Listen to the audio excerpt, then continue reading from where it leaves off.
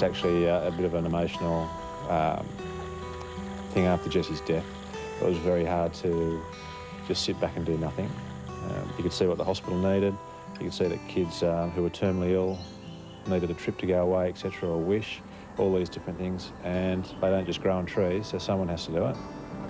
So Craig Goozee decided to set himself the challenge of his life. Next month, he's going to push off from Albany in Western Australia on his bicycle to pedal his way across the Nullarbor Plain and then paddle up the Murray River, finishing his mammoth journey at Broken Bay in Sydney. He hopes to raise $500,000 for his efforts. Craig lost his eldest daughter Jessie last year to cancer. While she was undergoing treatment, he decided to set up a charity called A2B4C and began fundraising to help other children and their families battling cancer. On his first venture, he paddled north from Avalon in Sydney to Broadbeach in Queensland, raising $150,000. He had planned this next trip with Jessie. We got an atlas out in February '99, that's when she was still well. And we looked around Australia and picked out a spot starting with A, and just Albany was one. And we live here on Broken Bay, so I thought it's a good place to finish this time. And Jessie sort of said, there's a couple of conditions, and one is you're not to go back out in the ocean because there's too many sharks. So that's why we're coming across Australia. And two, that she comes with me.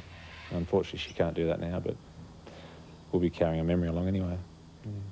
What was Jessica like? Nothing fazed her. Most kids, she went to school from being this stunning, long-haired beauty of only 7 years of age to being a bald, still beautiful. But for a little girl like that, who was just becoming a little woman, you would have thought it would have phased her, but not a bit. And unfortunately, during the time that she was diagnosed with cancer, we had the choice of amputating her arm or leaving it on, because the tumour was actually in the elbow here. We took the arm off, and again, nothing phased her. She had 5 minutes of crying, and her attitude was, it's better than being dead, I suppose, Dad, isn't it? So, that's the type of person she was. Yeah.